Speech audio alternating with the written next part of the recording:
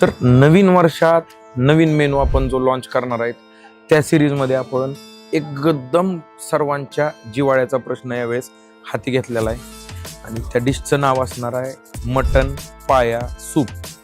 खूप वर्ष झालं आम्हाला ही डिश ठेवायची होती आणि डिमांड पण खूप होती, परंतु लेंदी प्रोसेस काही छोट्या मोठ्या प्रॉब्लेममुळे आपल्याला ही डिश लॉन्च करता येत नव्हती.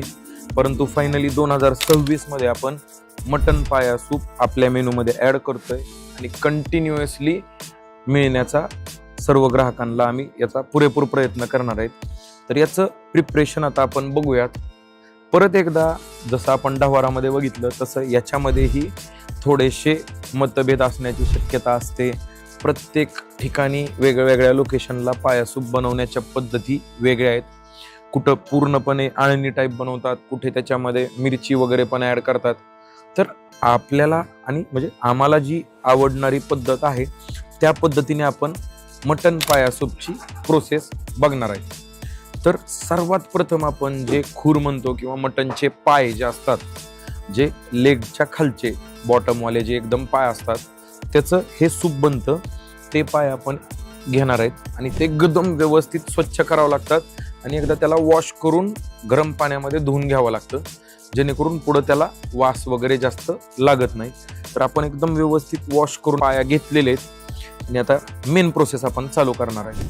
तर तेल एकदा व्यवस्थित परतून झालं की त्याच्यामध्ये आपण कांदा, जो बारीक चिरलेला कांदा आहे तो ॲड करून घेणार आहेत, व्यवस्थितपणे परतून घेणार आहेत आणि त्याच्यामध्ये आपण लसण अद्रकची पेस्ट ॲड करून घेणार आहे.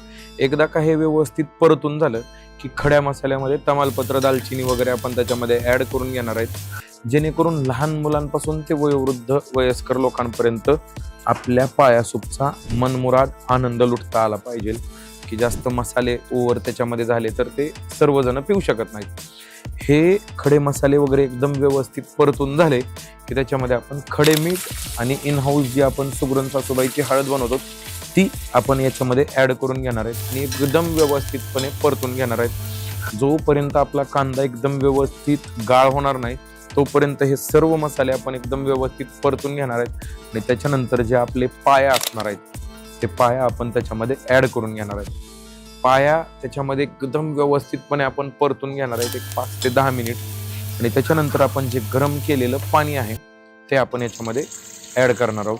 भरपूर प्रमाणात याच्यामध्ये आपल्याला पाणी ॲड करावं लागतं, कारण जी कुकिंग प्रोसेस 2 तास मिनिमम चालते, त्याच्यामुळे पाणी खूप प्रमाणात आटतं. तर जास्तीत जास्त पाणी सुरुवातीला घेतलं तर ते आटून कमी होणार आहे आणि पाहिजे तो रिझल्ट आपल्याला चांगला मिळणार आहे. तर पाणी भरपूर प्रमाणात आपण ॲड करून घेतलेलं आहे. एक चांगली उकळी आली की आपण कुकरला शिट्टी लावून घेणार आहे. प्रॉपर कुकर झाकून आपण त्याला शिजवणार आहेत. हे दोन्ही पद्धतीने होऊ शकतं. पातेल्यातही आपण शिजवू शकतो आणि कुकरमध्येही. पातेल्यात ही खूप लेंदी प्रोसेस आहे, त्याच्यामुळे आपण कुकरमध्ये शिजवून घेत आहोत. तर प्रॉपर कुकरमध्ये ही आपण 1.5 ते पावणे 2 तास याला शिजवणार आहेत. गॅस आपण मीडियम फ्लेमवरती ठेवणार आहेत आणि आपली ही लेंदी प्रोसेस आता चालू होणार आहे. फायनली पावणे 2 तासानंतर आपण एकदा चेक करणार आहेत आणि बघू शकतोय आपण एकदम मस्त पद्धतीने आपले पाया शिजलेले आहेत. हाडापासून त्याचं मांस वेगळं व्हायला चालू झालेलं आहे. जसं आपलं प्रॉपर मटणाचं मांस असतं तसं इथं मांस नसतं.